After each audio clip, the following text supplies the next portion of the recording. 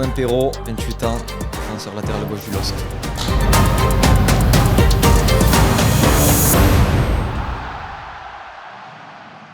Salut tout le monde, c'est François, bienvenue dans cette émission où j'ai l'immense plaisir de recevoir Romain Perrault. Salut Romain. Salut François. Comment tu vas ? Ça va très bien, très bien et toi ? Ça va très bien, merci beaucoup. Aujourd'hui, on va parler foot, mais on va pas parler que foot. On va échanger parce qu'on te voit très souvent sur les terrains, on te voit en conférence de presse, en zone mixte, etc. Mais voilà, là, on a envie d'en savoir un petit peu plus sur toi. C'est l'objet de cette émission. Je suis vraiment ravi, je pouvais pas rêver mieux pour démarrer ce nouveau format. J'ai un vrai dog à côté de moi, un vrai dog, un joueur qui lâche rien. Tu sais que c'est un des meilleurs compliments que les Lillois puissent te faire. Tu te reconnais toi dans cette définition du dog ?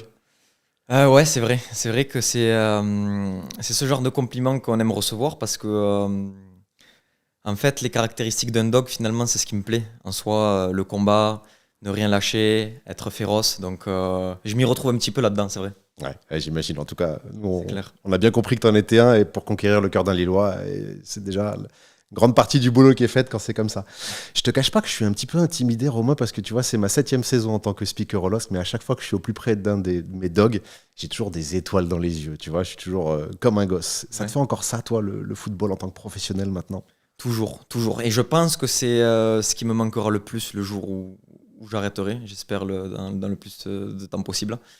Parce que cette adrénaline que procure ce sport, c'est indescriptible en fait. C'est quelque chose, dans la préparation des matchs, les entraînements, la vie de groupe d'un vestiaire, c'est quelque chose qu'on ne peut pas qualifier parce que c'est tout simplement fantastique. Et c'est pour cette raison, je pense que ce métier est tout simplement à part et c'est un métier de passion. Donc en soi, il faut en profiter le temps que ça dure.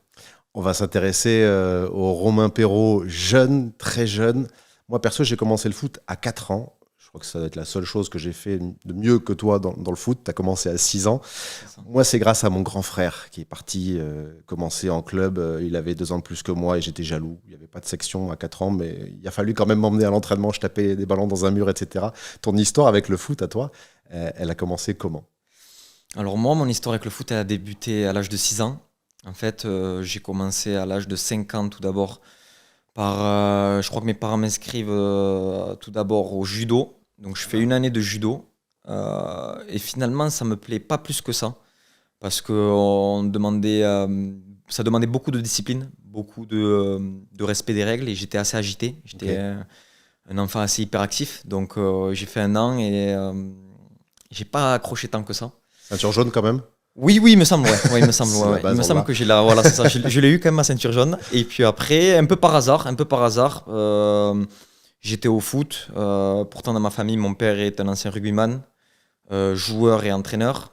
Ma mère a fait de la danse, mais bon, voilà. Mais j'ai mon grand-père maternel qui, lui, a fait du football à un bon niveau. Il a joué à Luzenac, au Toulouse Football Club aussi. Et donc, je sais pas, un peu par hasard, je me suis inscrit, j'ai pris une licence dans le club de ma ville, à Blagnac. Et c'est de là où tout est parti, quoi. Tu te souviens un peu des premières séances ? Ouais, bien sûr, je me souviens très très bien parce que j'avais un coach qui était argentin. Et il avait un accent assez prononcé, je me souviens. Il s'appelle Ariel. Donc, je sais pas s'il me regarde, Ariel. Voilà, en tout cas, c'est un petit clin d'œil. Et je me souviens très bien des premières séances, c'était sur terrain stabilisé avec du sable à l'époque. Et ouais, donc j'ai commencé comme ça. Et en plus, on jouait à 5 à l'époque. Et en plus de ça, je jouais un peu plus haut sur le terrain. J'étais presque comme un rôle de milieu offensif attaquant. Et j'ai débuté comme ça. Et puis j'ai tout de suite eu cette accroche avec ce sport. Très rapidement, j'étais vraiment passionné. Ouais. Tu l'as dit, tu étais issu d'une famille qui s'intéresse au rugby. Ça se passe comment dans les repas de famille ? À un moment donné, tu sais, l'été, quand il y a un jardin pour jouer, ça joue au foot ou ça joue au rugby du coup ? Étonnamment, ça joue tout le temps. Ça jouait, enfin pour ma part, ça jouait tout le temps au foot parce que dans mon jardin, avec les copains du quartier, on jouait tout le temps au foot, tout le temps, constamment. Il y avait, on mettait 2 cages de grillage à grillage et il y avait un arbre au milieu. Il fallait essayer de le contourner, tout ça. Enfin, on trouvait toujours des techniques assez différentes pour pouvoir jouer. Et même quand j'accompagnais mon père qui entraînait à Groyer, je me souviens très bien, moi je prenais toujours mon ballon de foot. Il y avait son équipe qui s'entraînait. Moi, derrière les poteaux, derrière l'embut, je prenais mon ballon et j'essayais de répéter mes gammes. Donc finalement, malgré une famille qui est quand même très très rugby, moi j'aimais le rugby et j'aime toujours le rugby, mais j'ai toujours préféré le football finalement. Et ça, c'est quelque chose que je peux pas trop. En fait, je peux pas trop l'expliquer finalement en soi. Ça s'est fait un peu naturellement. Alors, à la télé, s'il y avait un match du Stade Toulousain et un match du TFC, ça se passait comment? T'avais le droit de regarder le match de foot ou pas? En fait, déjà, bon, moi, ce que je faisais le week-end, c'est que j'allais voir l'équipe de mon père jouer. Groyer, si c'était en Fédéral 1, c'était la troisième division à l'époque. Donc, j'allais voir les matchs de mon père avec ma mère, parfois mes grands-parents aussi et mes sœurs, surtout ma grande sœur. Ma petite, elle était trop petite. Et après, j'ai été abonné rapidement au TFC. Donc, j'ai pris un abonnement avec mon grand-père. Je crois que j'étais abonné 5-6 ans. Et ouais, j'étais tellement captivé par ce sport que je me souviens, et on pourrait lui demander à mon grand-père, mais j'allais voir les matchs et je ne bougeais pas. Je ne bougeais pas d'un poil pendant tout le match. Pendant 90 minutes, je restais assis et j'observais tout. J'étais fan de plein de choses, de l'ambiance. Je découvrais les ultras dans les tribunes, je découvrais les joueurs professionnels. Pour moi, c'était quelque chose d'assez fantastique, quoi. On va y revenir un petit peu plus tard à cette période-là, à tes débuts au stadium du TFC. Je voudrais savoir avant, dans quel genre de famille tu grandis? Comment ça se passe à la maison chez les Perrault? Ça se passe très très bien, franchement. On habite une jolie maison, une belle petite maison à Blagnac. Je grandis dans une famille où il y a beaucoup d'amour de la part de mes parents. J'ai la chance d'être très proche de mes parents. Et je grandis aussi avec mes deux sœurs, une grande sœur et une petite sœur. Donc voilà, tout se passe très très bien. C'est vrai que j'ai la chance d'avoir des parents qui nous soutiennent, des parents qui nous poussent. Mon père était quand même axé sur le sport, naturellement, parce que c'est quelqu'un qui a été sportif et qui adore ça. Et ma mère était plus à cheval sur l'éducation, sur l'école. Donc voilà, je pense qu'il y avait une belle balance entre mes parents. Et non, l'enfance a été très belle. J'ai vraiment de très très bons souvenirs de mon enfance en banlieue toulousaine. Est-ce que tu avais d'autres passions que celle du foot quand tu étais gamin? Euh, Sûrement, mais c'est vrai que le foot a rapidement pris beaucoup, beaucoup de place, finalement, parce que très jeune, je disais aux membres de ma famille que je voulais être footballeur professionnel, sans trop savoir à quoi ça ressemblait, puis tous les sacrifices qu'il fallait donner et faire pour y arriver. Donc non, il y avait ça. J'avais dit aussi très jeune que je voulais faire humoriste. C'était, ouais, je sais pas pourquoi, ça me plaisait quand je voyais des spectacles de one-man show, tout ça. Mais bon, après, j'ai vite arrêté Pourquoi? l'idée. Je sais pas. Mais voilà, ça m'a toujours fasciné. Et puis après, non, je pense que j'étais quand même assez studieux à l'école. J'étais plutôt un bon élève. Et puis voilà, c'était jouer avec les copains aussi, des choses assez simples de la vie, quoi. C'est quoi les passions du Romain Perrault de 28 ans? T'en as maintenant, mis à part celle du foot, tu l'as toujours, on l'a bien compris. Ouais, bien sûr, j'en ai d'autres. Effectivement, j'aime beaucoup le basket aussi, notamment le basket américain. Je regarde beaucoup, beaucoup de NBA. Je suis énormément comme un dingue. Donc, dès que j'ai le temps, je me regarde des matchs en replay. Parce que bon, c'est vrai que c'est la nuit, donc c'est plus compliqué. Mais je suis toujours le rugby. Je suis à peu près beaucoup de sports. Après, quand j'ai le temps, j'aime bien aller au cinéma aussi avec ma femme. J'aime bien passer du temps avec ma famille, avec ma fille, avec mon chien. Des choses simples, c'est relativement simple de la vie, passer du temps en famille. Et puis aussi les amis, parce que c'est important aussi pour moi, mon cercle d'amis. Quand je rentre à Toulouse, passer du temps avec eux. Donc voilà, finalement, je fais des choses relativement simples. On revient au foot, mais côté supporter. Je reviens aux supporters du TFC que tu es devenu donc en allant au stadium avec ton grand-père. À ton époque, si je dis pas de bêtises, hein, quand tu as découvert le stadium, peut-être 2007, quelque chose comme ça, un petit peu Ouais, plus tôt peut-être, ouais, c'est ça, dans ces, ouais, 2005, 2006, 2007 à peu près, ouais.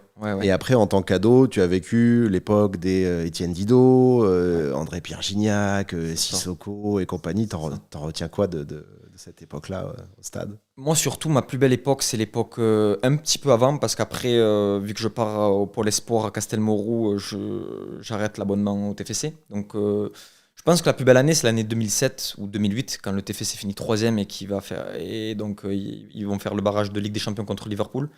À cette époque-là, il y a Johan Elmander qui joue devant, Paolo César, Fodé Mansaré, Achille Emana, voilà, il y avait plein d'autres joueurs. Et finalement, je me suis attaché à cette équipe qui était assez fantastique, qui fait une saison complètement dingue. Je crois que c'est Eli Bopp, l'entraîneur, à la tête. Et j'en garde de très très bons souvenirs, notamment le dernier match contre Bordeaux à domicile, où en fait c'est le match pour la qualification en Ligue des Champions. Et le TFC gagne 3 buts à 1. Et c'est vrai qu'il y avait une sacrée ambiance à Toulouse. Et c'était assez dingue parce que le TFC quand même était en Ligue 2 il y a voire même en National il y a quelques années. Et là, c'est l'apogée d'une équipe, d'un groupe qui arrive eh bien, à créer un certain exploit et obtenir cette qualification pour les barrages, enfin le tour préliminaire de Ligue des Champions. Alors, tu l'arrêtes quand ton abonnement, du coup, au Il Stadium? me semble à l'âge de 11-12 ans. Donc, ouais, 2008-2009, quelque chose Ok. comme ça. Ok. Ouais, Ouais, donc finalement, la génération dont j'ai parlé, André Pierre Gignac, etc., tu l'as pas forcément ouais, connue au moins, stade. moins en fait. Ouais, ouais. Je suivais, mais Bien sûr. beaucoup moins, ouais. Ouais, ouais. Tu vois, pendant que tu vibrais sur cette génération-là, donc c'est 2010-2011, moi je vibrais, et nous, supporters lillois, on vibrait sur une équipe fantastique, Ouais, celle sûr. du doublé, Bien sûr. Coupe de France championnat. T'avais un œil sur ce LOSC-là à l'époque? Ouais, bien sûr. J'avais toujours un œil sur le LOSC parce que ça a toujours été un grand club dans ma vision du foot, même en étant enfant, en étant jeune. Je me souviens très bien de ce stade de Villeneuve d'Ascq. Ça m'a toujours marqué parce qu'il y avait cette piste. Enfin, c'était un stade ouvert. C'était assez particulier, mais je sais pas, je trouvais que c'était un club déjà assez attachant. Et puis en plus de ça, il y a eu des joueurs à Lille assez dingues. Et cette année-là, l'année du doublé, il y a quand même des joueurs fantastiques. Et je pense que c'est un club qui a toujours en termes de régularité, c'est assez dingue d'avoir un club comme ça qui a connu quand même des saisons aussi prolifiques. Et ça, il faut tirer le chapeau à toutes les personnes qui ont travaillé pendant de longues années dans ce club. Alors, on en revient à toi, supporter, à toi, enfant, qui regarde les professionnels. C'était qui ton modèle au TFC? Est-ce que c'était un certain, je me permets une tentative, est-ce Ouais. que c'était un certain Jérémy Mathieu? Il faisait partie bien entendu des joueurs. Tu comprends pourquoi je te parle Oui, bien de ce sûr, parce, jour-là? parce qu'il joue à mon poste. Exactement. Mais en fait, ce qui est paradoxal, c'est qu'à ce moment-là, moi, de ma carrière, enfin de ma carrière, je suis pas professionnel, pardon, mais je joue plus haut. Donc, je joue en tant que milieu gauche. Mais forcément, Jérémy Mathieu, c'était un joueur qui était très performant, qui avalait des kilomètres dans son couloir et qui avait une sacrée patte gauche. Mais surtout, moi, j'étais fan de Achille Emana parce que c'était un joueur qui était, je sais pas comment l'expliquer, qui avait quelque chose en plus. Je me souviens, il ne faisait jamais un contrôle, il prenait jamais un ballon de la tête. Et j'en parlais avec mon grand-père, ça m'a impressionné. Il faisait que des contrôles poitrine, que des contrôles qui demandent en fait un certain niveau technique assez élevé. Et ça m'impressionnait. Et donc voilà, ouais, j'ai grandi avec ces joueurs-là, c'est clair. C'est clair. Moi, j'ai fini latéral aussi. J'ai Ouais. l'impression que tous les latéraux, alors moi, j'ai jamais été professionnel, mais j'ai l'impression que tous les latéraux, on n'a jamais commencé latéral. Moi, j'ai commencé gardien, après, je voulais jouer devant, et puis j'ai reculé. C'est ton histoire aussi, c'est celle-là? C'est ça, parce qu'en fait, moi, j'ai démarré dans les catégories de jeunes, que ce soit Blagnac, Toulouse-Fontaine, même Colomiers, au poste de milieu excentré gauche. Et puis après, c'est en arrivant à Nice, ou même sur mes premières années en 19 nationaux, je joue au poste d'excentré gauche. Et puis après, je sais pas exactement comment ça se fait. Je pense que c'est en discussion avec les coachs, le coach Thierry Malaspina, le coach Laurent Bonadei, donc les coachs des 19 nationaux et de la réserve de Nice. En discutant comme ça, ils me replacent au poste de latéral gauche, un petit peu par hasard. Et puis finalement, je pense que c'est un poste qui me correspondait mieux parce que je partais depuis loin, j'avais le jeu face à moi et non dos à moi. Et finalement, c'est souvent comme ça que ça se fait un petit peu parce qu'en plus aujourd'hui, on demande aux latéraux d'être assez offensifs, notamment les latéraux modernes. Donc j'ai gardé un petit peu mes intentions de ce jeu offensif vers l'avant que je pouvais avoir quand j'étais plus jeune. Il y a eu une énorme, tu as commencé à le dire, il y a eu une énorme évolution de ce poste de latéral depuis les années 2000, même avant ça, avec Cafu, par exemple, qui a révolutionné ce Bien poste, sûr. qui était à droite. Euh, Cette évolution, elle est encore récente. En fait, ça n'a pas arrêté d'évoluer depuis les années 2000. Donc, pendant ta construction et pendant encore ta carrière, comment est-ce que tu la vis, toi, cette évolution? Bien sûr, c'est vrai que de toute façon, tout va très vite dans le foot. Je pense qu'il y a des évolutions toutes les décennies. Euh, Ça, voilà, c'est parce que c'est le sport le plus populaire du monde. C'est le sport où il y a le plus de licenciés dans le monde. Automatiquement, c'est un sport qui avance à vitesse grand V avec des, euh, des évolutions, que ce soit physiques, techniques, sur plein de choses, plein d'aspects. Et oui, c'est un sport finalement qui à l'époque, avant les années 2000, on demandait aux latéraux de rester finalement au poste et de défendre. Ils ne dépassaient pas forcément la ligne médiane. Et puis aujourd'hui, au fur et à mesure des années, on demande aux latéraux d'apporter le surnombre, on demande aux latéraux de participer aux actions offensives, de centrer, de marquer, parfois même de jouer à l'intérieur, à l'extérieur. Ça demande aussi un bagage athlétique assez important. Donc ouais, il faut prendre en compte tout ça. Regarder des matchs, ça aide forcément pour pouvoir suivre un peu le mouvement et puis après faire parler l'intelligence un petit peu de jeu qu'on peut avoir et par rapport à ce poste. Ouais, il faut beaucoup d'intelligence dans tous les postes, hein, mais Oui, dans bien celui-là sûr. surtout, je trouve, parce que avant, comme tu le dis, voilà, on jouait un peu plus bas, ressortir, c'était plutôt facile sur le côté, sur son milieu. Maintenant, ça n'a plus rien à voir. Il faut avoir une vraie intelligence de jeu. Bien sûr, complètement. Non, c'est sûr. Je pense que c'est un poste qui demande beaucoup, beaucoup de choses et de paramètres à prendre en compte parce que on est utilisé sur les sorties de balles, on est utilisé parfois donc à la construction des actions, puis à la finition des actions. Euh, on est assez exposé aussi sur les duels défensifs parce que on a affaire aux joueurs les plus rapides, nos adversaires, enfin directs sont normalement les adversaires les plus rapides. Et puis derrière toi, il n'y a personne. C'est ça aussi, donc il y a de la couverture assurée. Enfin voilà, je pense que c'est un sport, enfin un poste, pardon.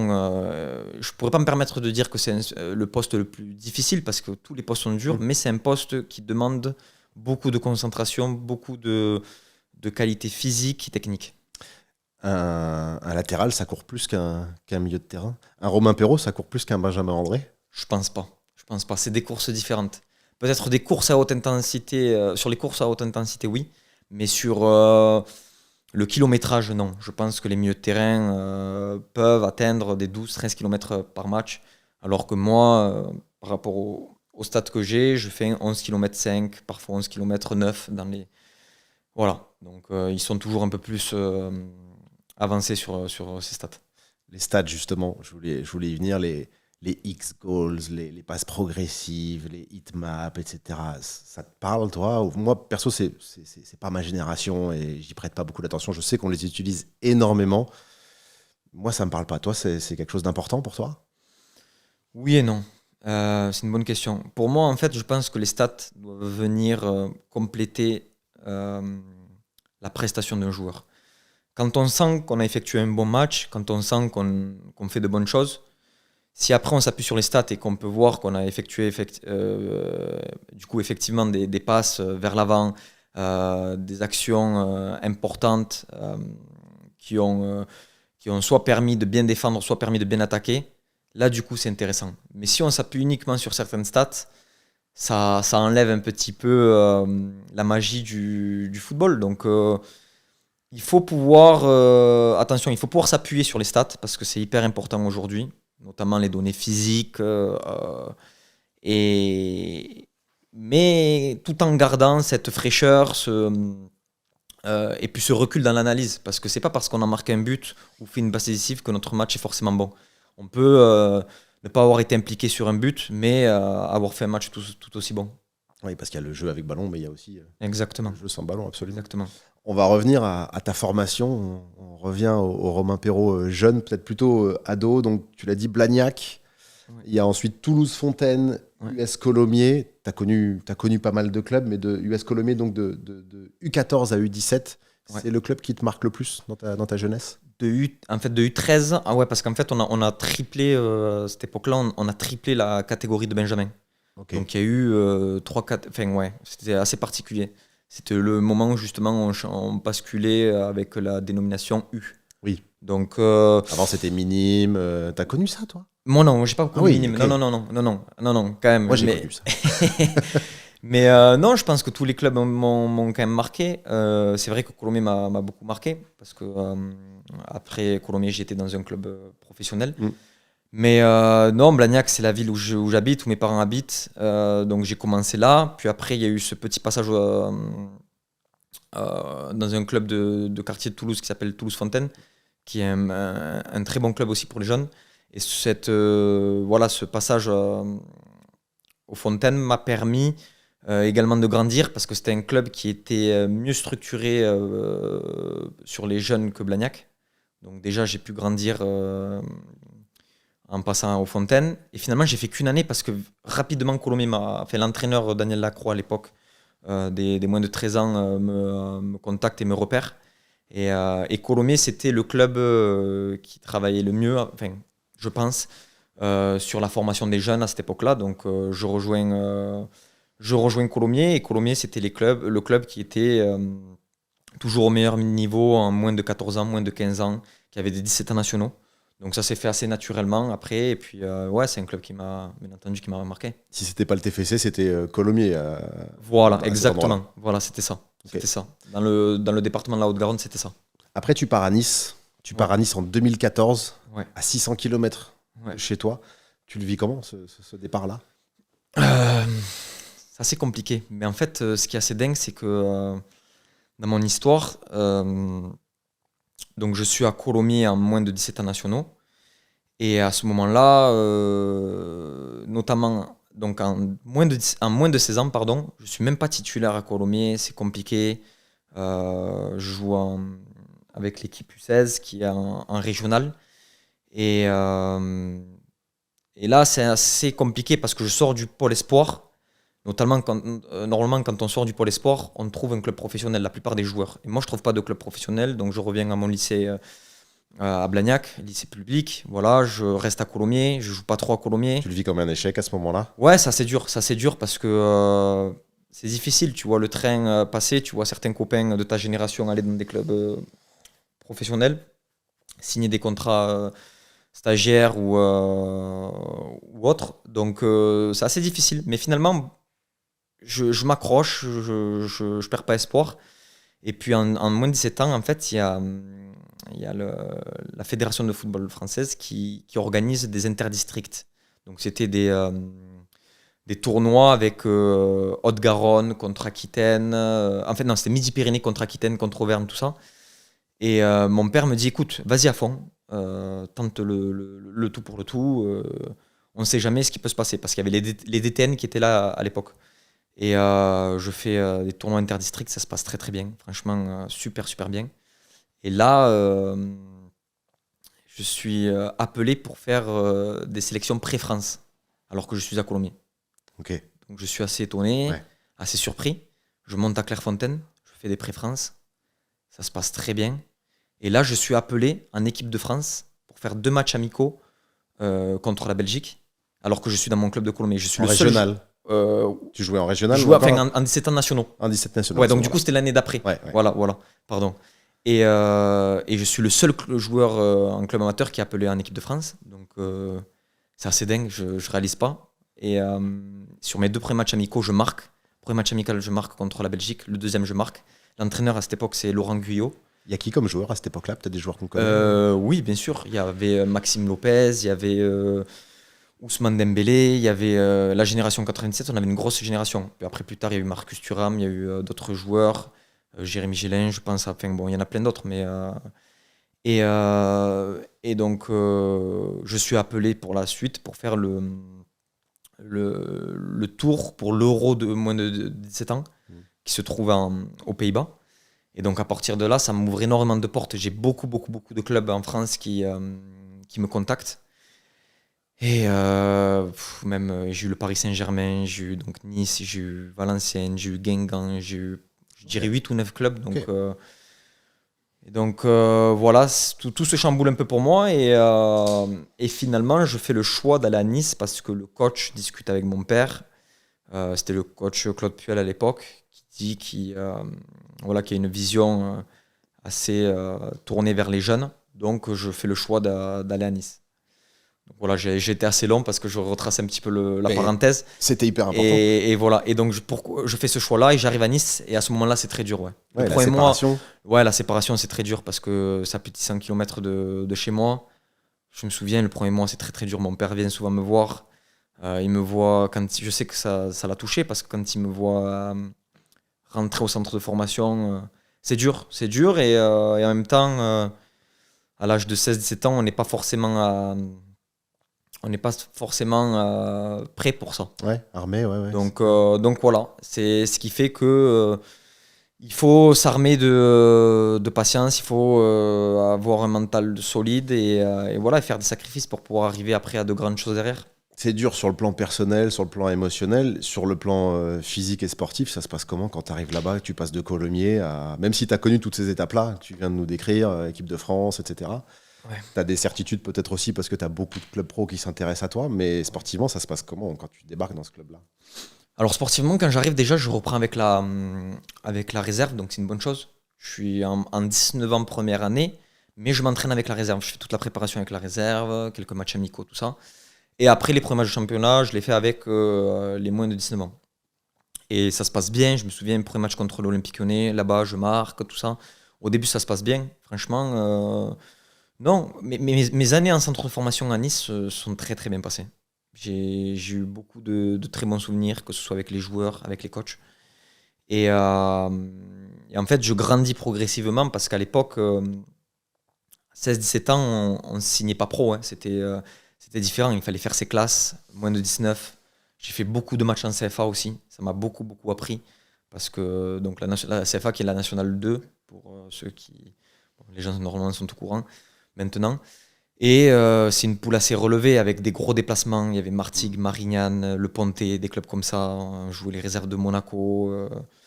De ouais, il y avait les réserves de Marseille aussi. Donc non, c'est très relevé. Et ça a été vraiment très formateur pour moi. Et, euh, et donc du coup, j'ai pu parfaire mes gammes et grandir face à des adultes. Donc c'est ce qui est très bien. Et non, je pense que sur l'ensemble de ma formation, sur les années, donc je signais 4 ans stagiaire à Nice, oui à Nice, et ça se passe très bien, très bien. Et puis après, il y a la signature du premier contrat professionnel. Ouais. Tu l'apprends comment? Raconte-nous ce qui se passe à ce moment-là.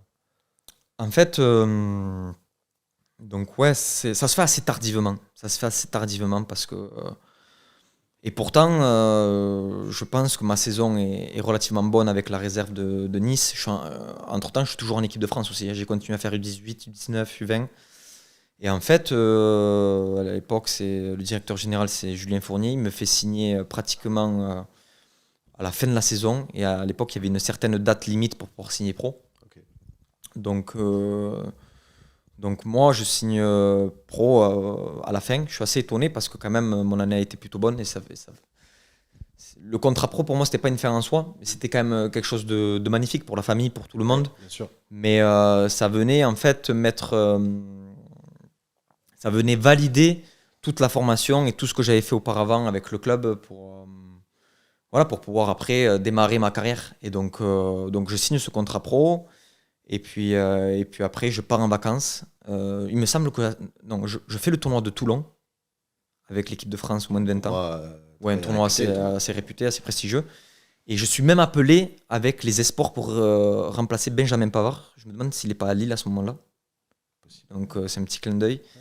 Et pour faire un match amical contre le Cameroun, je rentre pas en jeu et après je pars en vacances. Et Et voilà comment se fait un peu la fin de ma saison où je signe professionnel. La réaction de la famille quand tu passes pro?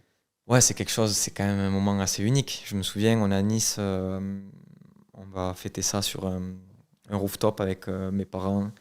Je me demande si c'est pas ma petite sœur aussi qui était là, ou mes deux sœurs, je sais plus. Et ouais, on fête ça, on ouvre le champagne parce qu'il faut quand même célébrer ça. C'est pas des moments anodins, c'est pas des moments qu'il faut négliger. Et ça reste des moments importants ouais, dans une carrière. Je fais un retour à l'US Colomiers. À ce moment-là, il y a toi comme talent dans le groupe, mais il n'y a pas que toi. Il y a un de tes potes qui va à la Masia, qui est le centre de formation du FC Barcelone, quand même, pour celles et ceux qui ne le savent pas. Lui, par contre, il passe pas pro. Ça se joue à quoi pour toi? Ouais, c'est pas forcément dans son cas à lui, j'entends, mais non, bien sûr. Pourquoi on passe pro et pourquoi on passe pas pro? Non, c'était au Chendry ouais, qui signe au Barça. Après, il va passer pro à Nantes après, mais ça ne se passera pas comme il le souhaite, je pense. En fait, c'est difficile à dire parce que je trouve que pour moi, on n'est jamais prêt quand on est jeune à intégrer un centre de formation. C'est fou un peu ce que je dis parce que moi, dans mon cas, je pense qu'il m'a permis d'évoluer et de garder beaucoup de fraîcheur. C'est finalement d'arriver sur un centre de formation, mais à partir des moins de 19 ans. J'ai pu connaître 2 années en lycée normal, comme un être humain normal. Voilà, côtoyer des gens,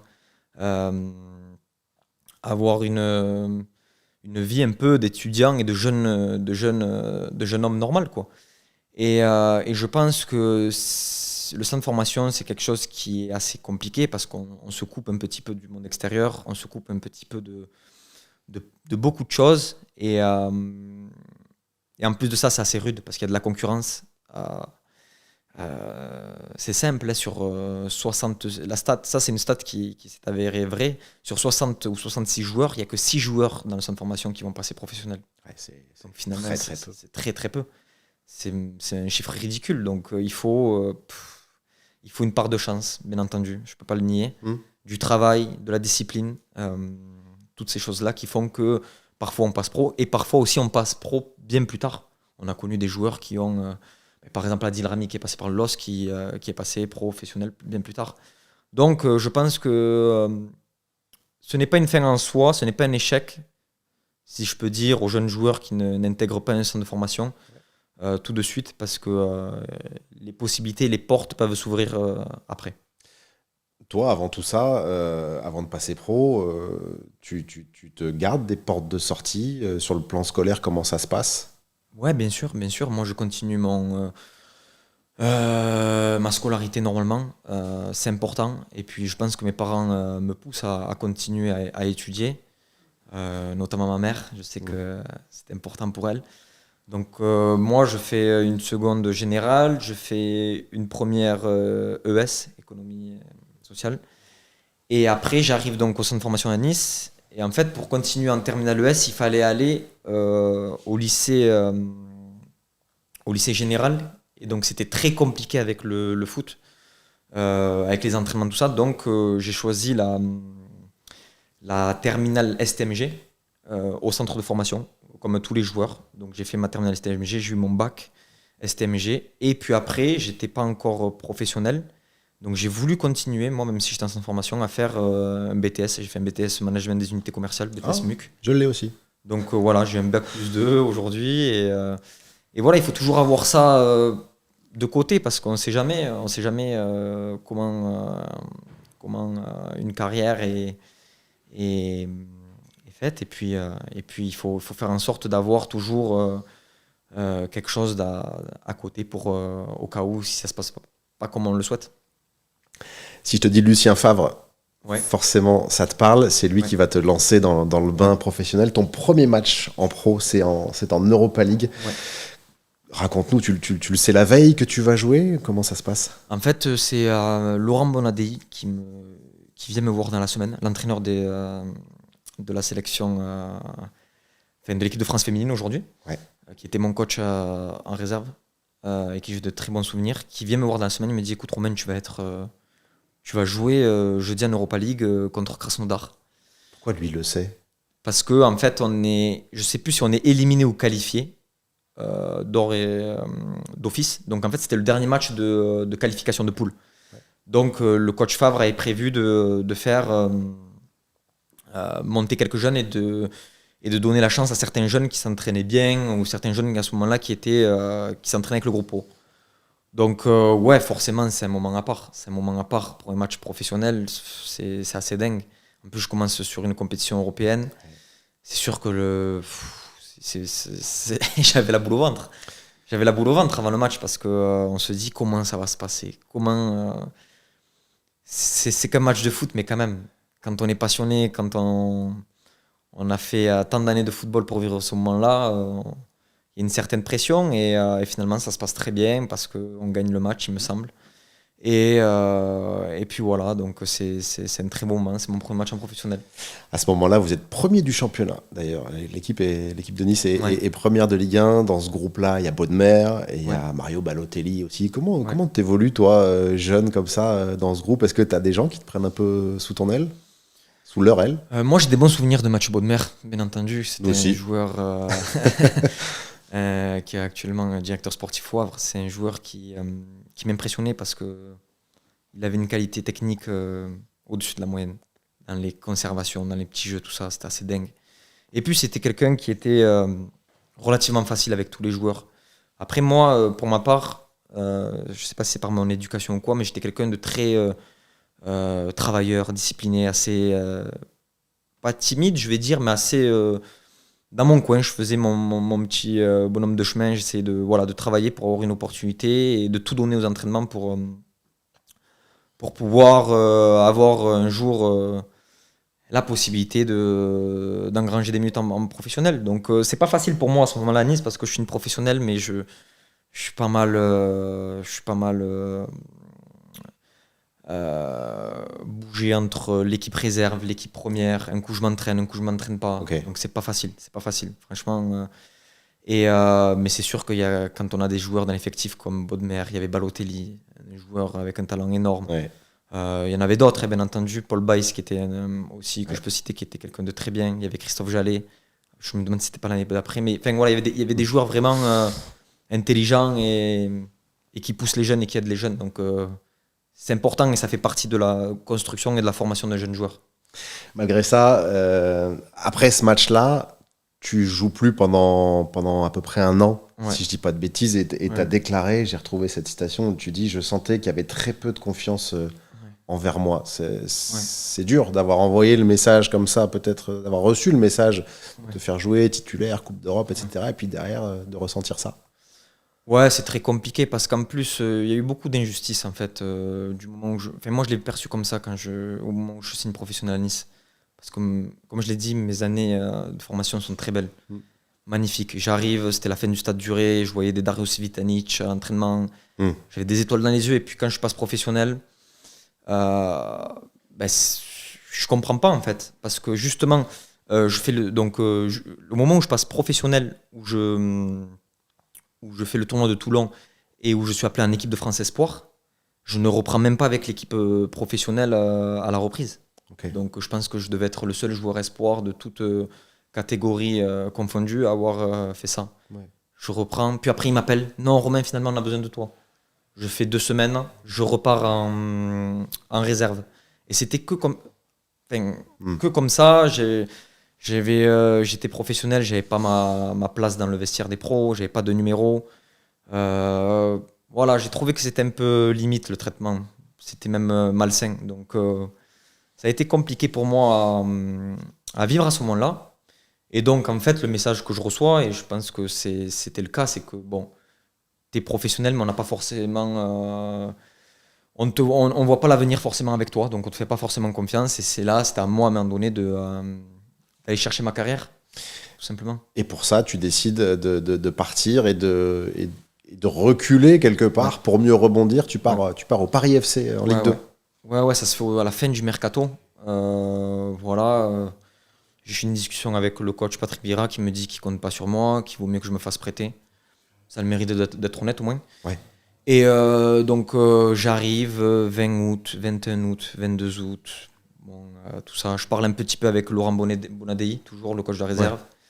Ouais. Et donc je lui parle de cette opportunité. J'avais 3 et le Paris FC. Et finalement, le Paris FC, à l'époque, c'est Thomas Delaine qui part, je me demande même s'il signe pas à Metz. Et donc moi, je prends le challenge d'aller au Paris FC en Ligue 2. Et finalement, je pense que ça a été un de mes meilleurs choix de carrière. Parce que ça se passe très bien et parce que j'ai l'opportunité de jouer, de me construire, de progresser. Et puis voilà, on fait en plus de ça une magnifique saison. Donc c'était un beau moment. Ouais, t'arrives là-bas, t'es titulaire tout de suite. Et à ton deuxième match, tu reçois Metz, qui est leader. 7 matchs, 7 victoires. Ouais. Et tu marques contre cette équipe. Un joli but, d'ailleurs. Et tu célèbres comme ça. Tu t'en souviens ou pas? Ouais, parce que c'était mon anniversaire. Donc je faisais 21 ans. Ah, yes. Okay. Ouais, je sais pas pourquoi encore. Joli cadeau que tu t'as offert. C'est bien. C'était le 22 septembre, donc je marque le jour de mon anniversaire. Et je me fais une célébration à moi-même. Donc voilà, c'est le petit clin d'œil. Et le but est magnifique. Ouais, c'est une récupération à l'entrée de la surface. Et puis je me pose pas de questions. Donc en plus de ça, on bat le leader qui était vaincu. Et ça lance notre saison. Et puis après, on fait une saison où on termine 4ème, il me semble, malheureusement, où on perd en barrage. Là, justement. T'as la confiance là-bas au Paris FC, tu le sens tout de suite. Bien sûr, le coach c'est Mecha Bazdarevic. Son adjoint c'est Stéphane Gilly, qui est l'entraîneur du Paris FC actuellement.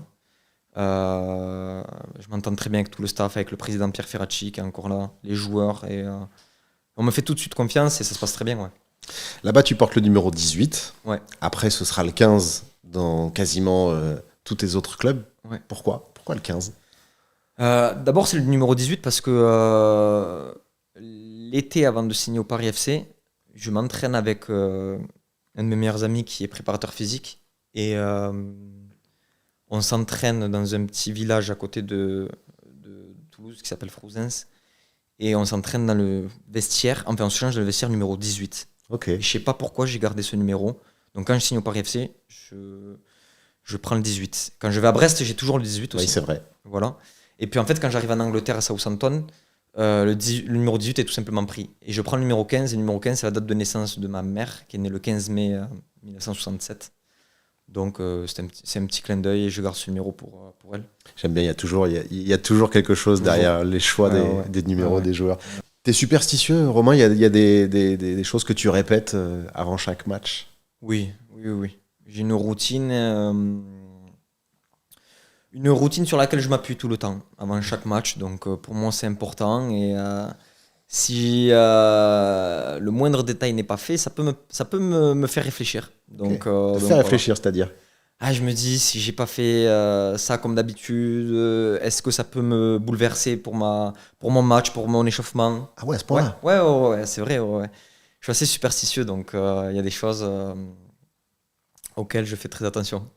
Les protèges tibia, t'avais, je crois, une paire de protèges tibia il y a encore quelques années qui t'avait suivi pendant une paire de saisons. Tu les as encore, tu joues encore avec? Il me semble que je les ai perdus. Donc là, j'ai des protèges tibia que je dois avoir depuis 2-3 ans. Donc tant que j'ai des protèges tibia qui me correspondent, je les garde le plus longtemps possible. Après, c'est toujours pareil. La veille de match, j'appelle mon père, on va discuter un petit peu du match du lendemain. Jour de match, j'ai un message de ma mère, un message de ma femme. Après, j'ai ma routine dans le vestiaire, toujours sur mon échauffement, tout ça. Donc, en fait, j'essaie d'avoir toujours cette routine pour me préparer à aller au combat et aller jouer, quoi. Après ton passage au Paris FC qu'on a évoqué, qui s'est super bien passé, tu prends la direction de la Bretagne. Ouais. Là, tu signes au Stade Brestois qui vient d'être promu en Ligue 1. Tu passes encore un cap. Ouais. Comment tu le vis, ce transfert-là? Ouais, je pense que donc après mon année au Paris FC, j'appartiens toujours à Nice. Ouais. Mais bon, pour moi, l'histoire est terminée parce que ça s'est pas bien passé. Et comme je l'ai dit auparavant, il n'y avait plus cette confiance. Donc, à ce moment-là, j'ai 2 clubs de Ligue 1 qui m'appellent et le Celtic Glasgow.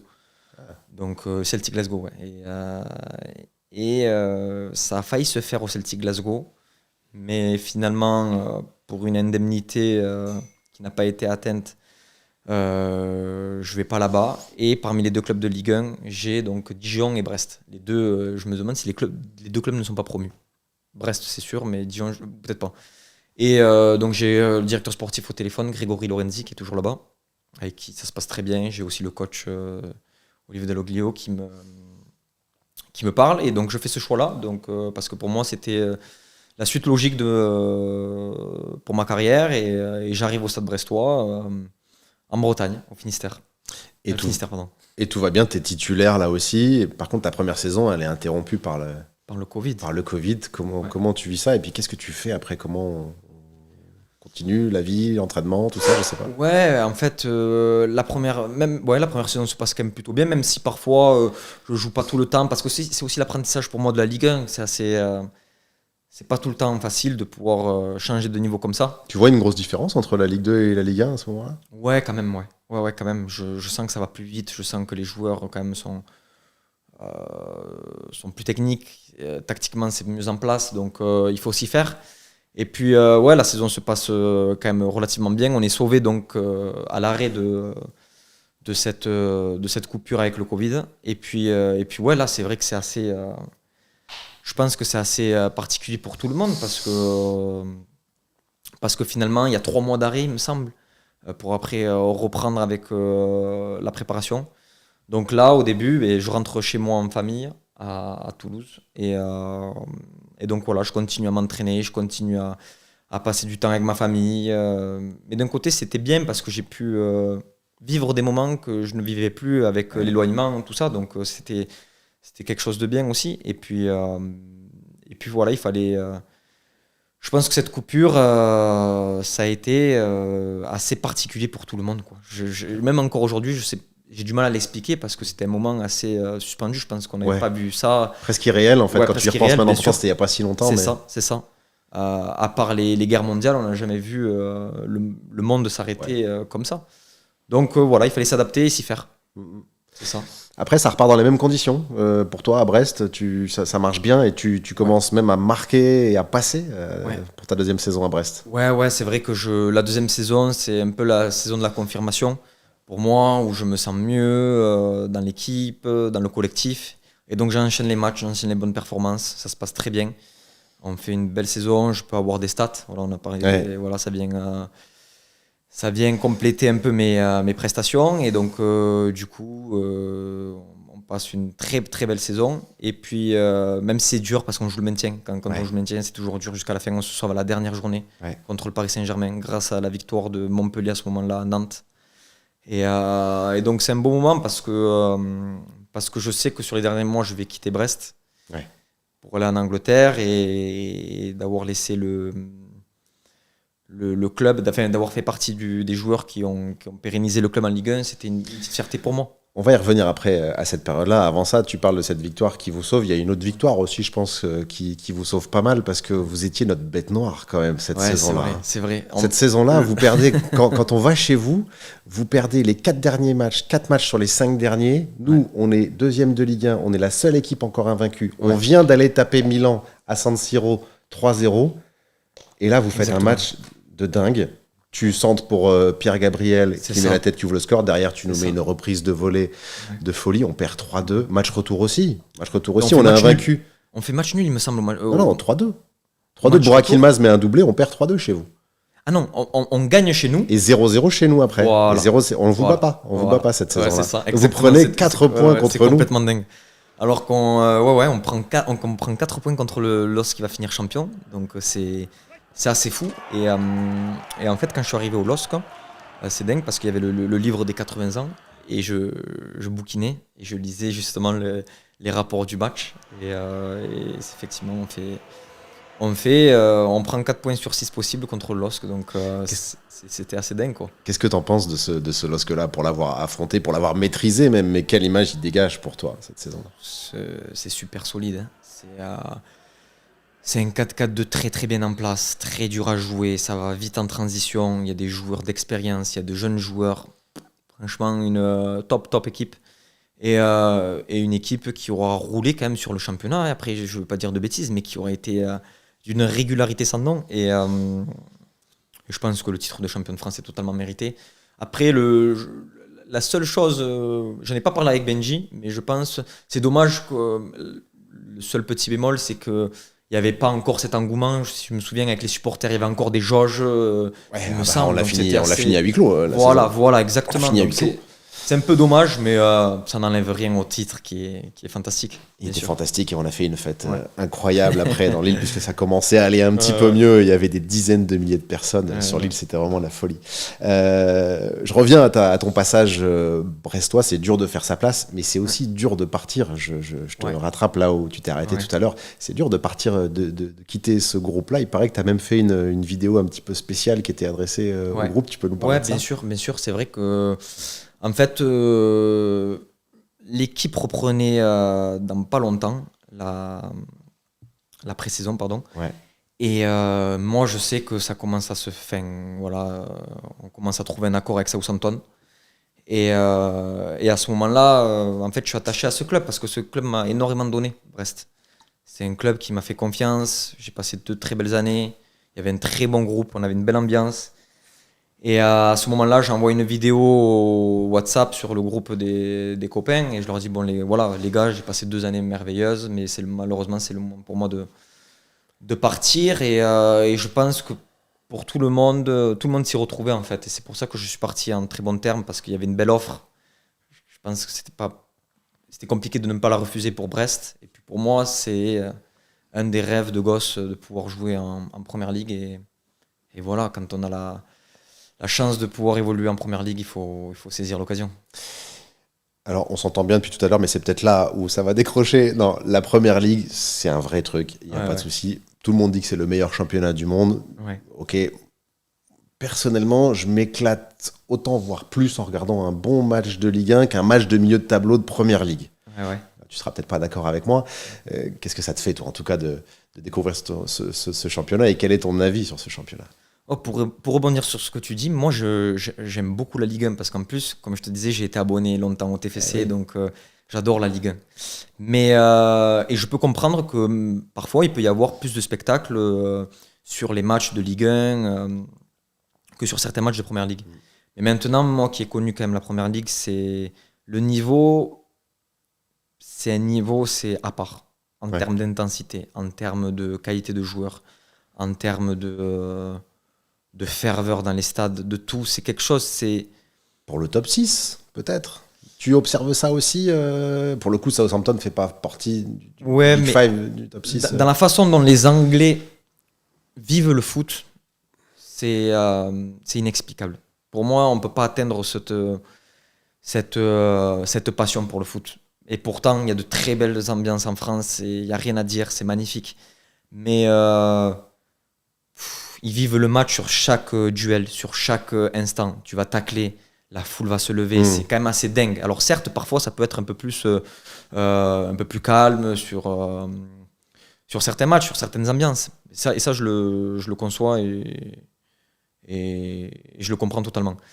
Mais après, en termes de niveau, c'est affolant. C'est affolant. Il y a une telle débauche d'énergie, une telle agressivité dans les duels, une telle vitesse dans le jeu qui fait que tout va très très très très vite, trop vite. Donc c'était une expérience incroyable pour moi. Incroyable.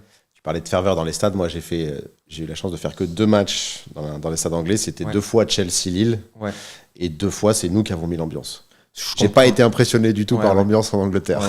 Mais parce que les clubs à Londres, généralement, ce sont des clubs où il y a un peu moins d'ambiance que dans les autres clubs. Okay. En fait, l'Angleterre, je pense, là où il y a les meilleures ambiances, c'est les clubs un peu plus au nord. D'accord. Moi, mon premier match, je le fais à Goodison Park, à Everton. Franchement, en plus, on vient de sortir du Covid où il n'y avait personne dans les stades.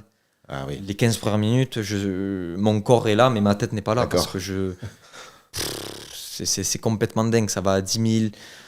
Leeds, j'ai beaucoup aimé l'ambiance à Leeds. Incroyable, c'est un chaudron.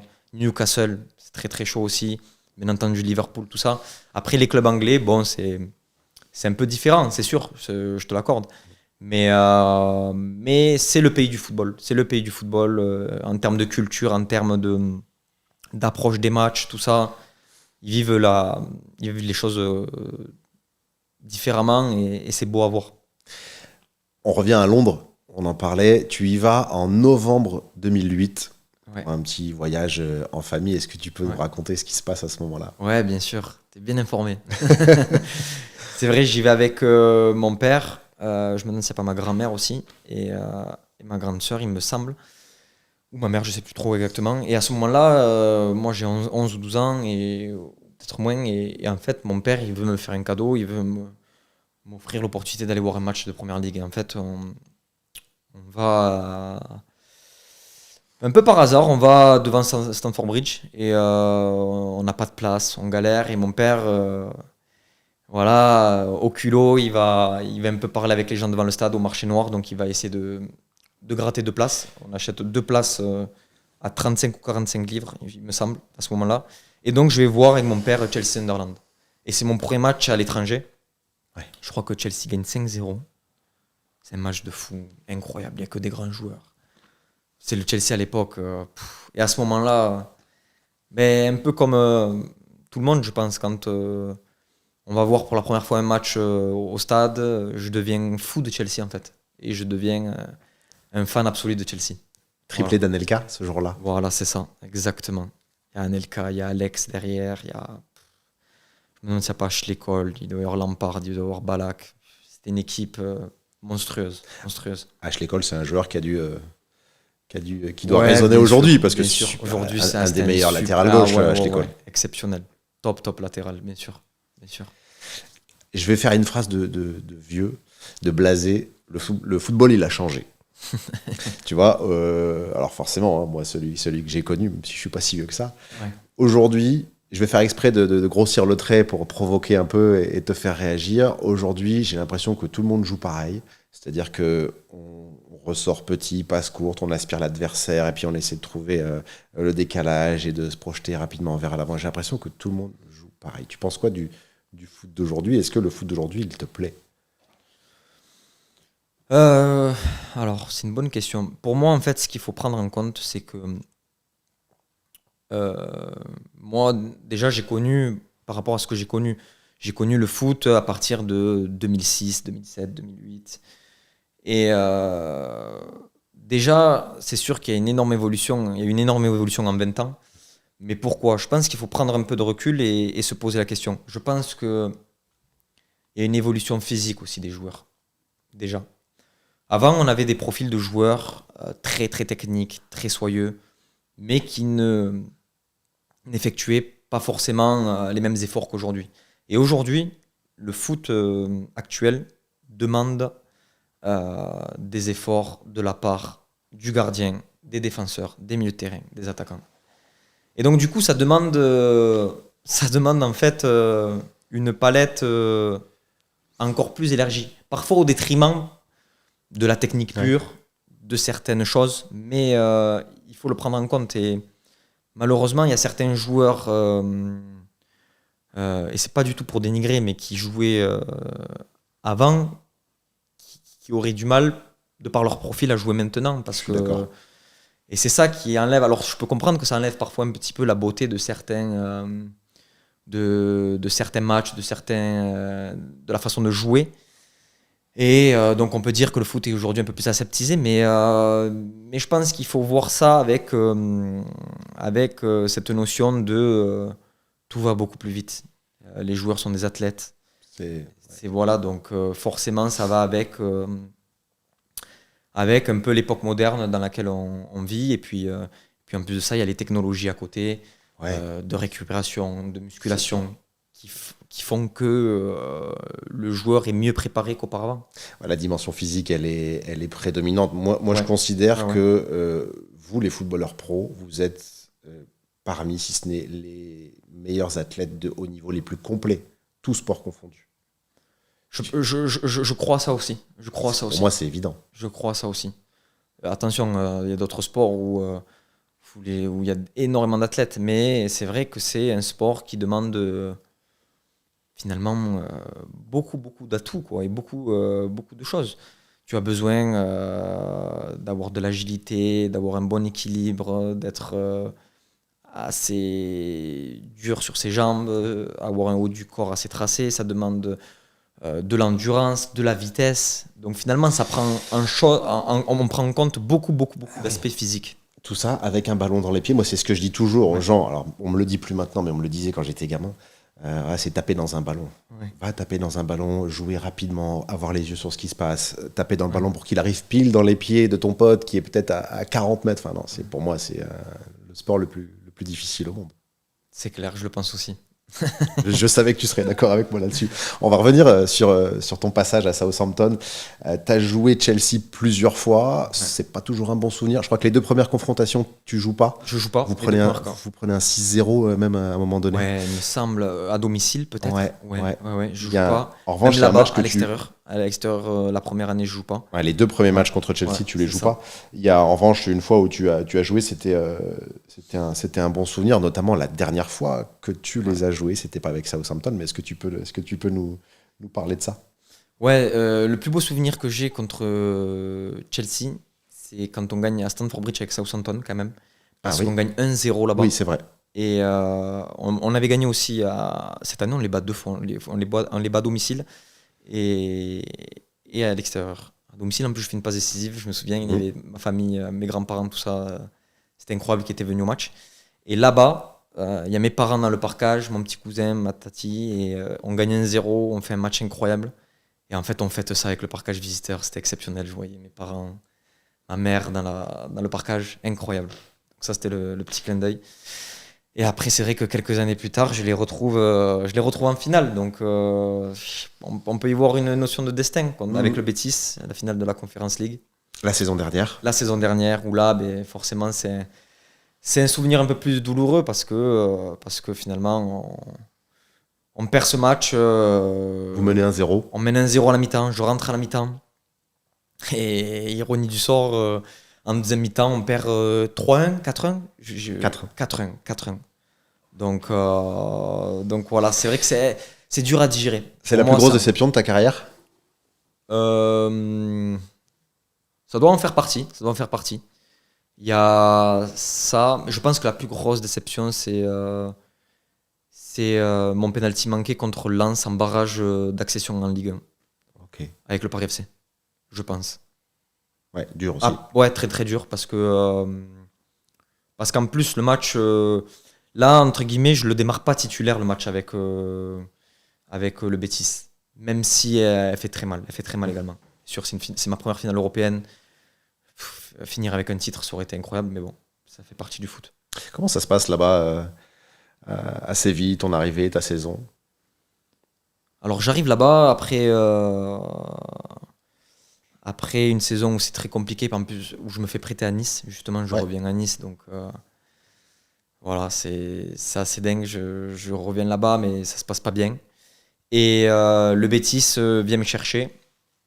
J'arrive là-bas en fait et j'hallucine complètement parce que j'arrive à l'aéroport avec mon père, je suis accueilli par 35-40 journalistes. Okay. Des photos de partout.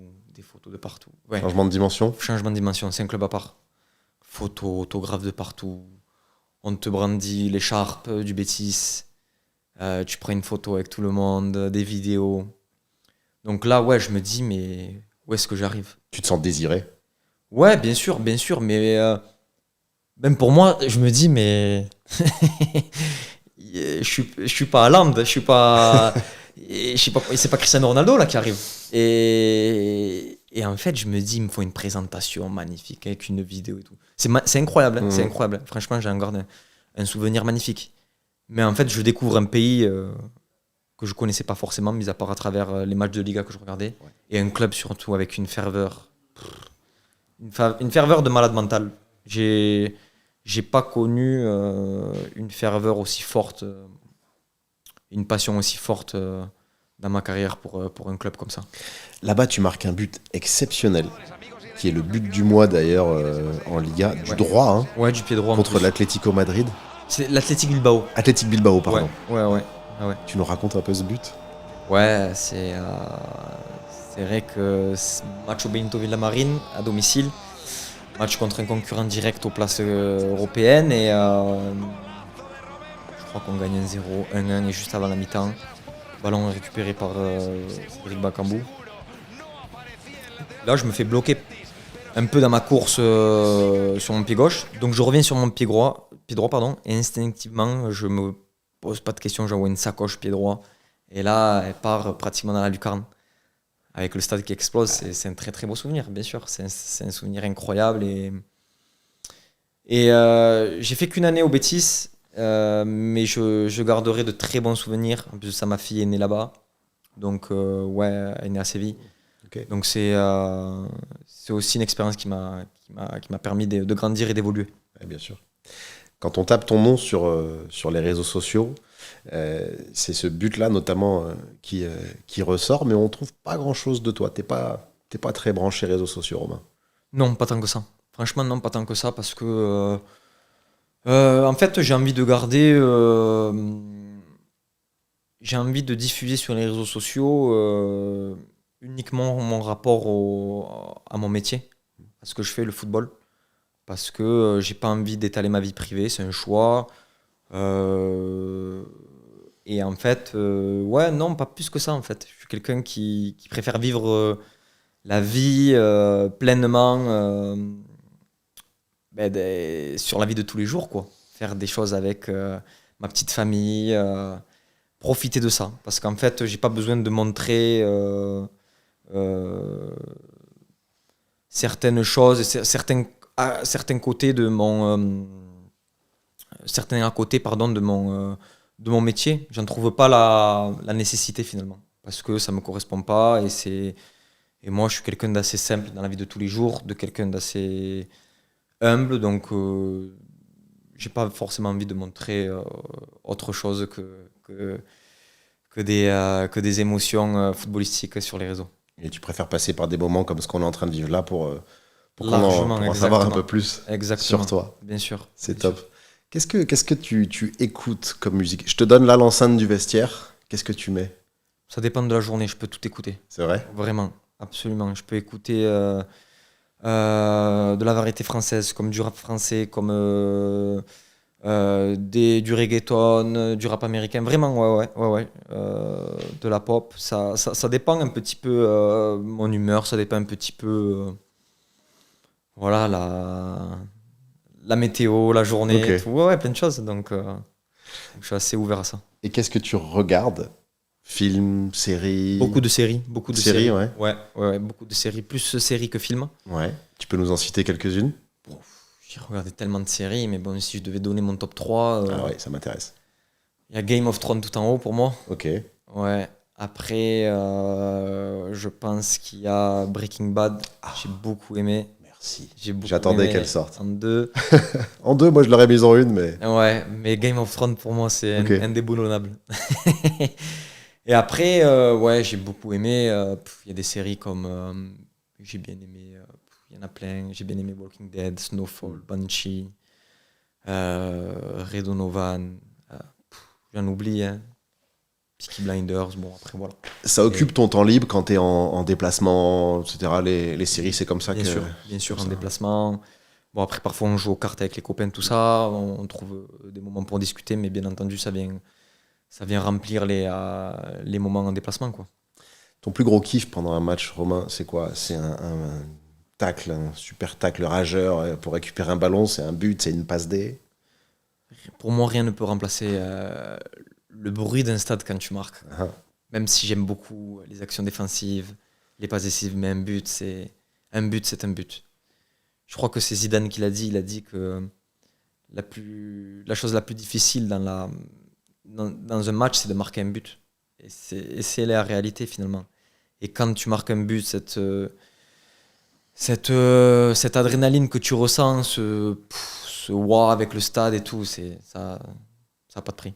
Il se passe quoi dans ta tête quand tu marques ton premier but? Alors pas ton premier but sous nos couleurs, parce que celui-là, il est face à Lorient à l'extérieur, mais quand tu marques face à Metz à la maison, et que tu as tout le stade C'est magnifique. qui crie ton nom, il se passe quoi? C'est magnifique parce que c'est quelque chose, en fait, ça vient, j'en reviens à ce que je disais, ça vient un petit peu rendre la confiance qui m'a été donnée par le coach, le président, le club, mes coéquipiers, tout le monde. Donc ça vient un peu, voilà, les supporters également, mettre, apporter, on va dire, quelque chose de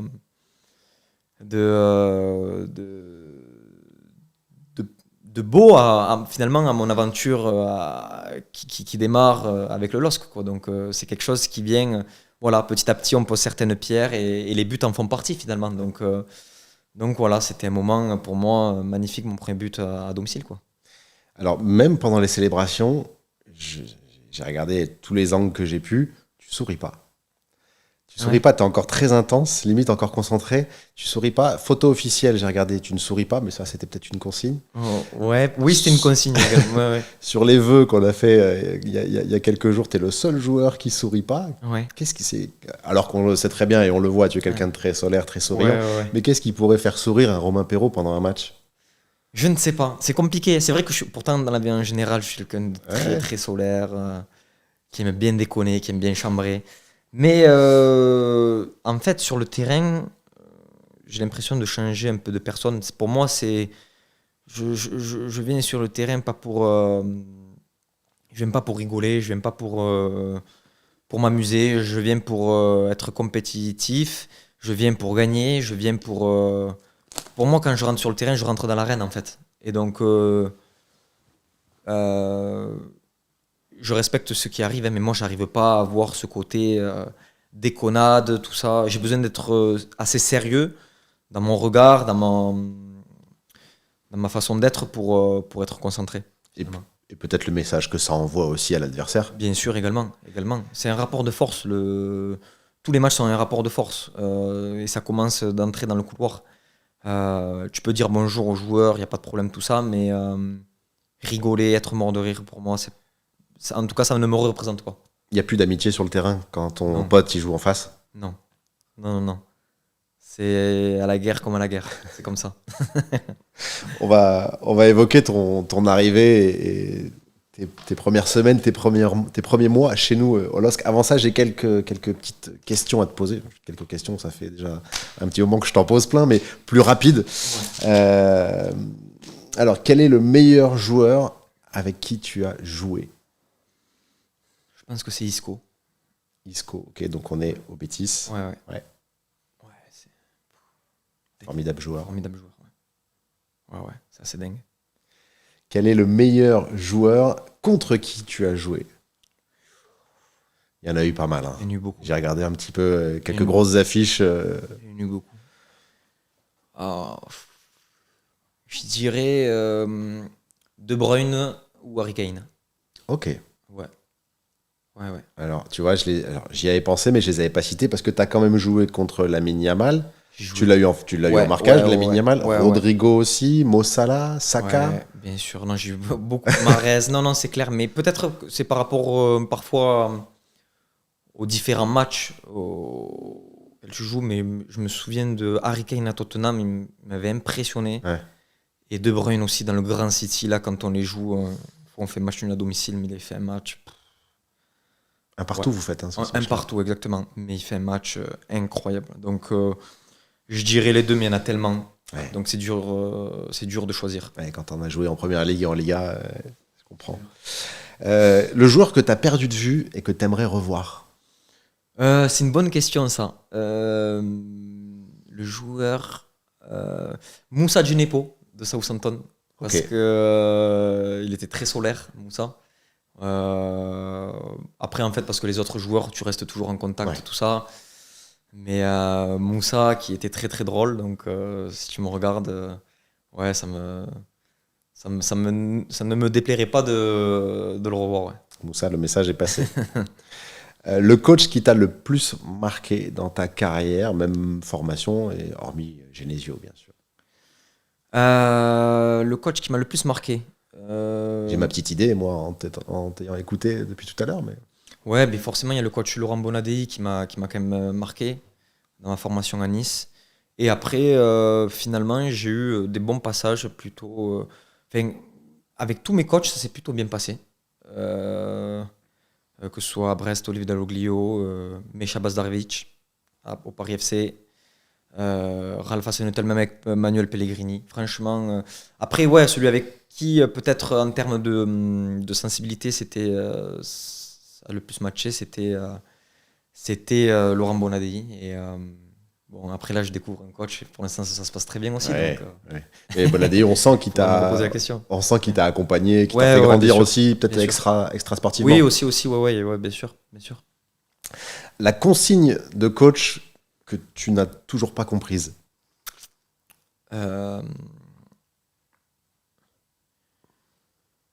alors, j'ai déjà entendu dire des coachs comme ça, mais j'ai déjà entendu dire des coachs, les gars, on n'a pas d'envie, il faut mettre plus d'envie. Ouais, mais ça te correspond. On peut pas te dire ça à toi. Ouais, mais en plus, ça pour moi, ça veut pas dire grand-chose. Ah, Parce que je pense que tous les joueurs professionnels, quand ils rentrent sur les terrains, ils ont quand même envie de gagner le match.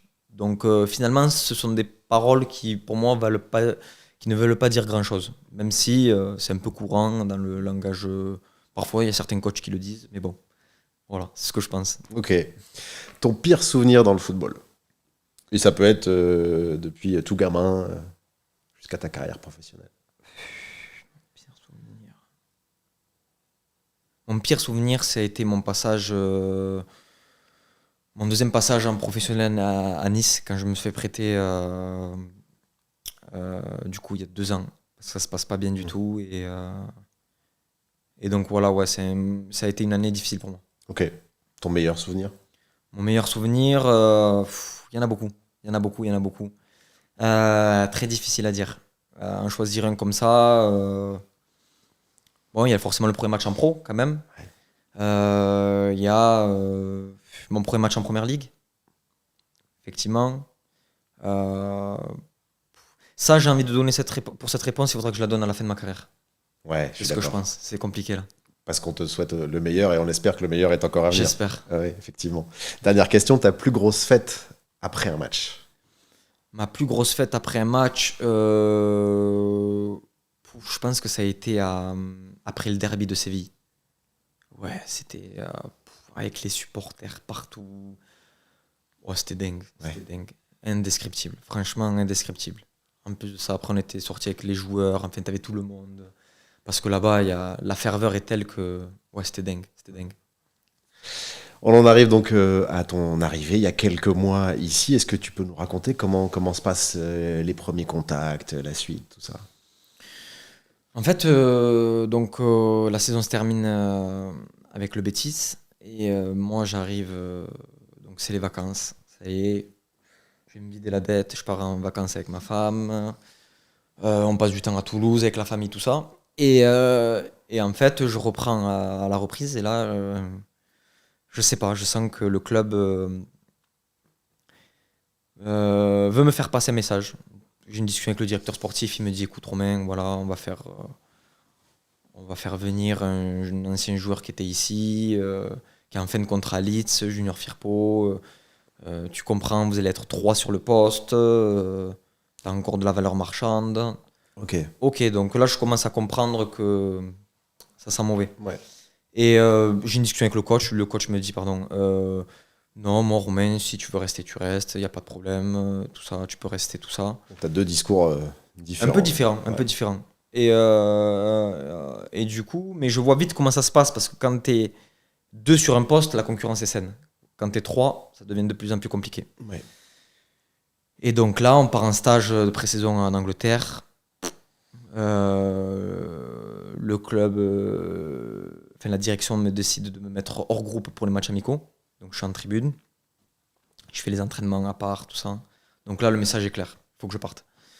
Et donc du coup, entre-temps, j'ai un club de première ligue qui me contacte et j'ai le président Létang qui m'appelle. Donc voilà. Directement, c'est le président C'est Olivier le Létang président, qui ouais. t'appelle. Enfin, d'abord, mon agent me dit écoute, il y a Lille qui veut te parler. Donc du coup, je fais d'abord une première visio avec le président et mon agent. On fait la visio. La visio se passe très bien. Ouais, comment ça se passe? Raconte-nous un peu.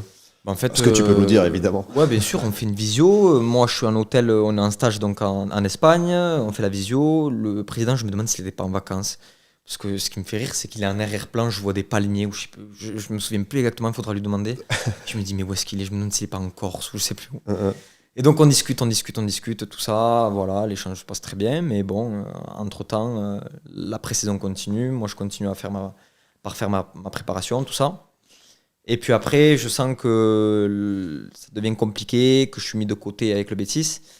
Et là, j'ai à nouveau le président au téléphone, donc qui est un peu plus pressant, qui m'envoie des textos, tout ça, il faut que tu prennes ta décision, tout ça.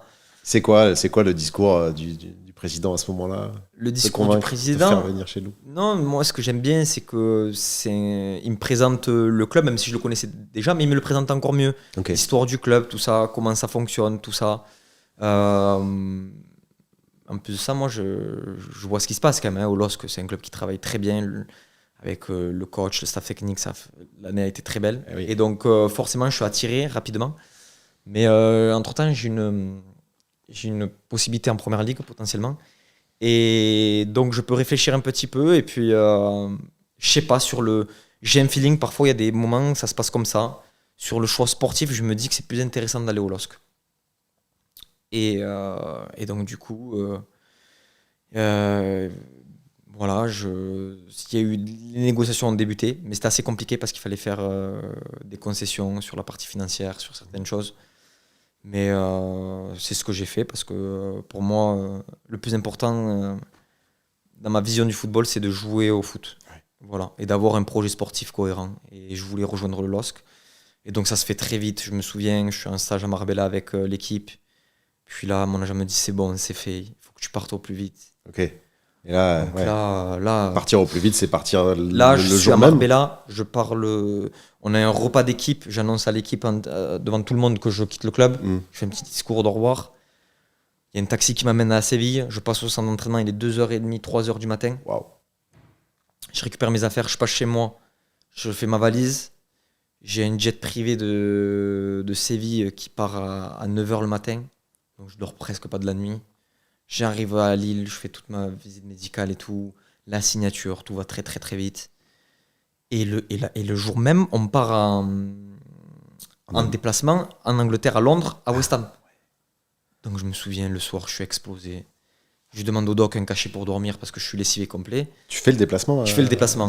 Et la veille, le coach il vient me voir et me dit écoute Romain, est-ce que tu penses que tu peux jouer demain et tout parce que tu vas débuter à Brest. Comme ça, il m'a dit le coach. Je m'en souviendrai toujours. Et je me suis dit, ouais, moi c'est bon, moi je peux jouer et tout. J'avais envie de montrer à mes coéquipiers au club que j'étais prêt. Donc voilà, j'arrive un peu. Et la première fois que je découvre mes coéquipiers vraiment, c'est à l'échauffement au London Stadium. Donc c'est assez dingue. Et puis ça se passe bien. Et puis après, voilà, la saison est partie, quoi. Avec un premier match justement face à Brest. En plus de ça, à Brest. Tout un symbole. Voilà, ouais. C'est un match un peu fou où je pense qu'on se découvre encore un peu avec tout le monde. Ça fait 3-3. Oui, il y a eu 3-3. Ouais, donc, match incroyable. Donc voilà. On reviendra après sur les premiers moments dans le vestiaire, mais juste, tu viens de nous le dire, ça se passe très très vite, ce transfert-là. Ouais. Quel impact ça a et à quel point tu en parles à ta femme, à la famille, etc. Quel rôle a la famille à ce moment-là? C'est toujours un rôle important. Moi, je sais que j'ai la chance d'avoir ma femme qui me soutient coûte que coûte. Mais je lui pose quand même toujours. On en parle toujours, voilà, parce que aujourd'hui, c'est une vie à plusieurs. C'est-à-dire qu'on est 3. J'ai ma petite fille aussi. Il faut faire des choix pour sa famille, pour tout le monde. Mais j'ai la chance d'avoir une personne qui me pousse aussi à faire le meilleur choix pour ma carrière. Donc voilà, j'en parle aussi à mes parents. Okay. Voilà, qu'est-ce que vous en pensez, tout ça. Et puis après, le choix définitif, c'est moi qui le fais. Mais oui, c'est sûr qu'après, c'est un chamboulement. Je viens d'arriver à Séville seulement 1 an auparavant. J'ai signé 5 ans. Tu pars au bout d'1 an. Il y a des moments dans le foot, il y a des choses que tu comprends pas trop. Mais voilà, c'est un business et malheureusement, il faut faire avec. Puis j'ai quand même la chance d'avoir atterri dans un club assez sain et je suis content d'être là aujourd'hui. Et comment ça se passe alors dans le vestiaire? Tu dis tu découvres le groupe lors de ce déplacement à West Ham, dans la foulée il y a ce déplacement à Brest où en plus tu retrouves pas mal de gens que tu connais, mais si on se focus sur sur le vestiaire lillois, tes coéquipiers, comment se passent les premiers échanges, l'entente? Au début, je pense qu'en fait, comme je l'ai toujours été, je me souviens, j'arrive à la gare, je dis bonjour à tout le monde, mais je reste dans mon coin, je regarde ma petite série, tout ça. Parce qu'en fait, moi, je pars du principe, parce que j'y arrive pas autrement, que je dois d'abord prouver sur le terrain, sur le rectangle vert, avant de créer quelque chose. Je n'arrive pas à aller voir les joueurs. Ouais, comment tu vas? Ça va, toi et tout? On va aller se faire une bouffe la semaine prochaine. Alors que j'ai pas encore mis un pied sur le terrain, finalement. Donc pour moi, c'est montrer dans la vie de tous les jours, au quotidien, mon professionnalisme, que je vais rien lâcher, je vais tout donner. Et puis après, je pense que les choses se font naturellement. Et finalement, c'est ce qui s'est passé. Après, au fur et à mesure, tu discutes avec les joueurs, puis après tu te rapproches de certains joueurs, puis après tu fais des choses en dehors du terrain, tu partages des moments, tu commences à jouer aux cartes, en déplacement, tout ça. Et puis voilà, c'est ce qui fait que la vie d'un vestiaire est relativement belle. Il y a un joueur dont tu es le plus proche? Je suis assez proche de tout le monde, mais c'est vrai que quand même le capitaine m'a très bien accueilli. Ouais. Benji m'a très bien accueilli. Je pense que nos caractères ont bien matché aussi. Je suis pas étonné. Après, je m'entends vraiment bien avec tout le monde. Honnêtement, et je dis pas ça parce que je suis devant un micro, j'ai la sensation d'être apprécié et d'apprécier tout le monde aussi. Donc ça, c'est une fierté pour moi parce que en plus de ça, en termes d'âge, je suis un peu au milieu de tout le monde, entre les jeunes et les plus vieux. Donc je suis là un peu pour partager tous les délires. Ouais. Et justement, tu vois, j'allais la poser cette question. Tu as l'âge un peu entre deux. Tu as quel rôle dans le vestiaire et puis à l'entraînement et même jour de match, tu vois, par rapport aux plus jeunes notamment? Quand je peux, j'essaie de conseiller les jeunes joueurs, mais tranquillement, toujours d'une façon assez comment je peux dire ça, assez j'ai pas le mot là j'ai pas le mot. Assez habile, assez délicate peut-être. Ouais, voilà, exactement. Parce que la légitimité, tu l'as déjà. Bien sûr, mais sans vraiment les brusquer, sans vraiment leur rentrer dedans, leur dire ça c'est pas bien, tout ça. C'est juste les prendre à part. Tiens, tu vois, là sur cette action on aurait pu faire ça de cette façon ou faire différemment, tout ça. C'est de la bienveillance, c'est constructif. Exactement, c'est à chaque plus de la fois. bienveillance, Ouais. bien sûr. Et donc du coup je peux en fait je peux être en capacité d'aider les jeunes sur certains points, d'écouter les plus anciens parce que moi je suis là aussi pour progresser. Il y a certains joueurs qui ont bien plus d'expérience que moi. Je suis à l'écoute, je suis un peu dans un rôle d'éponge, c'est-à-dire que je prends tout ce qu'il y a à prendre et je donne tout ce qu'il peut donner. Et après en termes d'ambiance, faudra poser la question aux autres joueurs, mais je pense que je suis pas le dernier à chambrer, le dernier à rigoler, tout ça. Donc c'est important aussi de mettre de la joie de vivre dans le vestiaire. Ouais, absolument. Oui, c'est rapport à la carrière que tu voulais embrasser d'humoriste, tu te permets de. Ouais, peut-être. De en chambrer. fait, tu vois, je fais une carrière parallèle et Humoriste de vestiaire. Ouais, exactement, ouais, c'est ça. Alors tes débuts sont très très bons chez nous et pas que tes débuts. T'es un joueur à chaque fois voilà, qui donne tout et qui est irréprochable sur le terrain, c'est mon avis et je pense que beaucoup d'entre nous le partagent. C'est dû à quoi cette réussite-là, peut-être par rapport à d'autres expériences? C'est l'âge, entre autres? Ouais, il y a un peu de tout. Ouais. Je pense que j'arrive à un âge où je suis en train d'acquérir une certaine maturité. J'ai pas mal d'expérience, mine de rien. J'ai connu différents championnats. Étranger, ouais, c'est ça. Beaucoup de matchs en professionnel. J'ai un physique qui me permet aussi de pouvoir enchaîner les matchs. Ouais. Donc je pense que c'est tout un mix de choses qui fait que ça rend... ça donne une mayonnaise un petit peu positive. Bon, je dis ça avec mes mots, mais je pense que les gens comprendront. Mais voilà, la sauce prend bien et c'est vrai que je me sens très bien. Je me sens très bien. Je suis vraiment content d'être ici. Je sens que je matche très bien avec la mentalité et l'identité du club. Ouais. Donc il y a plusieurs choses et plusieurs paramètres qui font que les choses se passent bien. Maintenant, j'ai envie de continuer. J'ai envie de continuer à être régulier, de continuer à vraiment à créer et à partager de moments magnifiques avec le LOSC. Ouais, tu matches très bien avec l'identité et la définition du dog, c'est ce que je disais en introduction. Tu as toujours eu ce tempérament-là?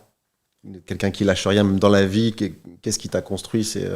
Ouais, bien sûr, je pense que c'est... ouais, c'est un peu ma mentalité aussi du Sud-Ouest, parce que dans le Sud-Ouest, on a un peu une mentalité de lâche rien, où on se bat sur tous les ballons, voilà, pour moi, j'aime bien le mot grinta, c'est un mot qui me définit bien. Voilà. Je pense que c'est la moindre des choses à avoir quand tu rentres sur un terrain. Tu peux louper des passes, tu peux être dans un jour moins bien techniquement, physiquement, mais si tu as cette envie quand même débordante de vouloir tout donner, finalement, qu'est-ce qu'on peut te reprocher? Absolument, tu as bien raison. Tu changerais quelque chose dans ton parcours si tu pouvais, quelque chose que tu as fait, que tu n'as pas fait, un choix peut-être? Non, parce que c'est trop facile Non, je ne changerai rien. Même les expériences où ça s'est moins bien passé, parce que finalement, tu te rends compte que les expériences douloureuses où ça se passe un peu moins bien, ça te sert tout au long de ta carrière et ça te permet parfois, quand tu fais un pas en arrière, tu fais deux pas en avant, de réfléchir sur toi-même, de te remettre en question et de continuer à avancer. Donc non, je suis quand même assez fier de ma carrière. J'ai envie que ça continue le plus longtemps possible et encore vivre de belles émotions. Et je pense que ça va te parler. Je fais référence à ce que tu disais. C'est Stephen Curry qui disait qu'on se construit pas dans les victoires, mais dans les échecs. Bien sûr, bien sûr. Et c'est exactement ça. Parce que moi, depuis le début de ma carrière, ça n'a jamais été linéaire, mais c'est comme ça. Et ça fait partie de mon histoire. Et je pense qu'il faut faire aussi en fonction de son propre destin, de sa propre histoire, et suivre son itinéraire, sans jamais rien lâcher, en restant le plus professionnel possible. Et puis après, les choses sont positives ou négatives, mais ce que tu peux contrôler toi, c'est ce qu'il y a de plus important. Ce que tu ne peux pas contrôler, ça appartient au destin et à la vie. L'équipe de France, tu l'as connue de U17 à U20. Romain, je suis obligé de te poser la question. L'équipe de France A, est-ce que tu y penses? Alors c'est vrai que j'ai connu l'équipe de France jeune, donc de U17 jusqu'à U20. Est-ce que j'y pense? Je ne peux pas dire que j'y pense réellement. Parce que déjà, j'ai jamais été appelé. Et puis, en plus de ça, moi, je suis surtout focalisé sur ce qu'on fait avec le LOSC. Mais vraiment, voilà, ça pourrait paraître ou ressembler à un discours un peu bateau, mais pas du tout. Moi, c'est ce que je pense vraiment. J'ai envie de faire une grande saison avec le LOSC. J'ai envie de gagner un titre, si possible, un jour avec le LOSC. Et puis après, certaines choses arriveront ou pas. Ça, comme je l'ai dit juste avant, on ne peut pas le contrôler. Donc voilà, je ne peux pas dire qu'à chaque rassemblement, j'y pense parce que j'y pense pas. Et puis voilà, si un jour ça se fait, ça se fera naturellement.